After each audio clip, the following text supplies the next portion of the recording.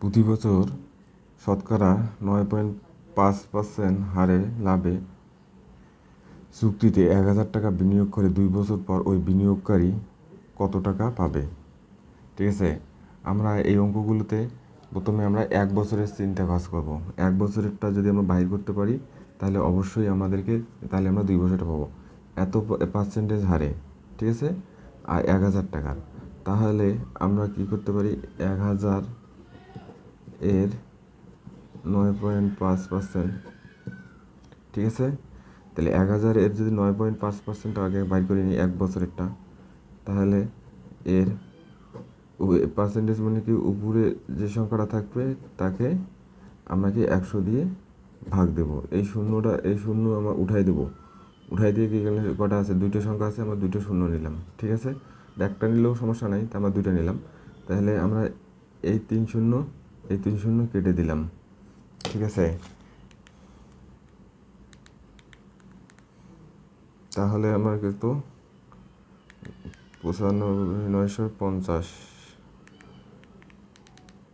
950কে ভাগ 10 দিই।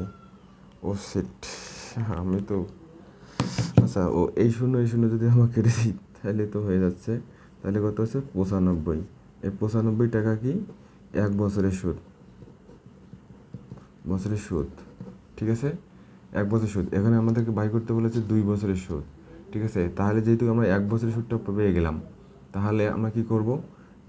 এই সংখ্যাটাকে যদি আমরা 2 দিয়ে গুণ করি, ইজিলি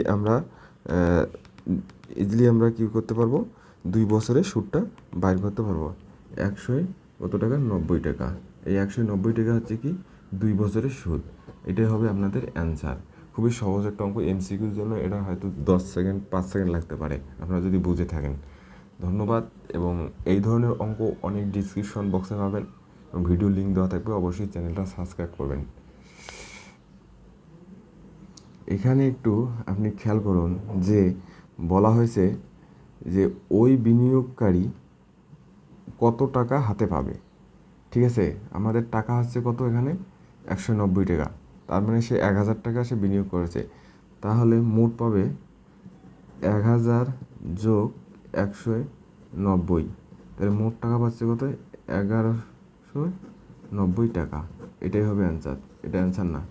ঠিক আছে, এখানে যেহেতু বলা হয়েছে যে ওই বিনিয়োগকারী মোট কত টাকা পাবে, অর্থাৎ সে 1,000 টাকা প্লাস সে 9.5% কি 9.5% হারে কী পাবে? লাভ পাবে। এটাই হচ্ছে অ্যান্সার।